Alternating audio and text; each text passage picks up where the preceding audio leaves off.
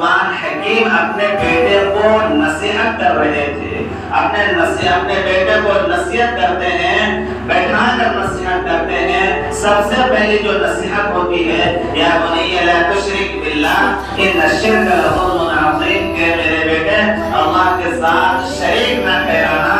کیوں؟ اس لیے کہ شرک بہت بڑا ظلم ہے. اور جو دوسری نصیحت جو کی تھی, یا بنی انہا یتقوا مثقال حبۃ من خردل فتکن فی صخرۃ او فی السماوات او فی الارض. کہ اللہ نے حضرت لقمان حکیم اپنے بیٹے کو نصیحت کر رہے ہیں کہ بیٹے اگر رائے کے دانے کے برابر بھی کوئی چیز ہو, آسمان میں ہی ہو, زمین میں ہو, کسی چٹان میں ہو, کسی پتھر میں ہو, تو اللہ رب العزت تمہیں عطا کر دیں گے. یہ دوسری نصیحت تھی. اور تیسری نصیحت حضرت لقمان حکیم اپنے بیٹے کو کر رہے ہیں, یا بنی اقم الصلاۃ, کہ میرے بیٹے نماز کو قائم کر, نماز کو قائم کر. وامر بالمعروف, اور کیا کہتے ہیں بھلائی کا حکم کر. وانہا عن المنکر, اور کیا کہتے ہیں برائی چیزوں سے روکو دوسروں کو اور خود بھی روکو. واصبر علی ما اصابک, اور جو کچھ تمہیں مصیبت پہنچے, جو کچھ تمہیں تکلیف پہنچے, اس چیز پر تم صبر کر. ان ذلک من عزم الامور, کہ یہ ہمت کی بات ہے, یہ بڑی ہمت کی بات ہے. اور آگے اپنے بیٹے کو نصیحت کر رہے ہیں, چوتھی نصیحت, ولا تصاحب خدك للناس ولا تمشي في الارض مرحا, کہ میرے بیٹے اپنے گال کو, اپنے منہ کو جو ہے لوگوں کی طرف سے نہ پھیر. جس طریقے سے آج جو ہے ہم ایک دوسرے سے کہ اپنے منہ کو بنا کر جو ہے پھیر لیتے ہیں. اپنے بیٹے کو نصیحت کر رہے ہیں کہ میرے بیٹے لوگوں کی طرف سے اپنے منہ کو جو ہے اس طریقے سے مت موڑ. اسی طریقے سے ولا تمشي في الارض مرحا, اور زمین پر جو اکڑ کرنا چاہے, اور زمین پر اکڑ کرنا چاہے. اس طریقے سے کہ ایمان والا ہو, ایک انسان ہو, وہ اکڑ کر چلتا ہے. تو اللہ اپنے حضرت لقمان حکیم اپنے بیٹے کو نصیحت کر رہے ہیں, ولا تمشي في الارض مرحا, کہ زمین پر اکڑ کرنا چاہے. ان اللہ لا يحب كل مختال فخور, کہ بے شک اللہ رب العزت فخر کرنے والے, بڑائی مارنے والے سے محبت نہیں کرتے.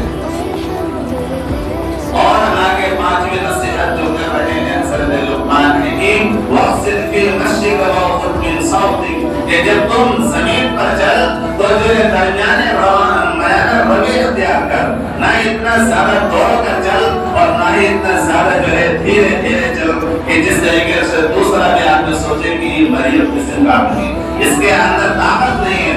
اتنا بھی تیز نہ چل کہ لوگ دوسرے تمہیں کہیں کہ یہ تکبر کی بنا پر اکڑ کر چل رہا ہے. اور اتنا تم میانہ اور اتنا تم آہستہ نہ چل کہ جس طریقے سے لوگ تمہیں کوئی کہیں کہ یہ کیا مر چکا, مرنے والا ہے. تو واقصد فی مشیک واغضض من صوتک, اور اپنے بیٹے کو نصیحت کر رہے ہیں کہ اپنے آواز کو دھیمی کر, اپنے آواز کو پست کر. یہ کہ ہے پانچویں نصیحت اپنے بیٹے کو کر رہے ہیں.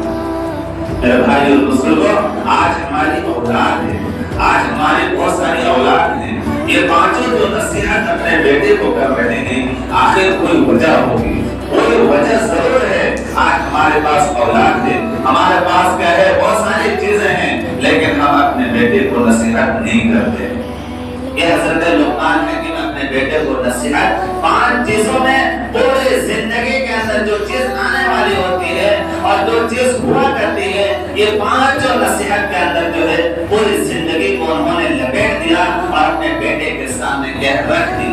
یہ حضرت لقمان حکیم ہے. میرے بھائی بزرگوں, اللہ سے ہم سب دعا کریں کہ جب بھی اگر ہماری اولاد ہو تو ہم ان کو اچھے انداز میں اور بہترین انداز میں ان کو نصیحت کیجیے. اگر بڑے ہیں تو اس کو اچھے طریقے سے, اسی طریقے سے اگر بچہ آپ کی اولاد اگر چھوٹی اولاد ہو تو اسے شفقت کے طور پر اسے سمجھانے کی کوشش کریں, تو آپ کی زندگی سنور سکتی ہے, آپ کی زندگی بن سکتی ہے.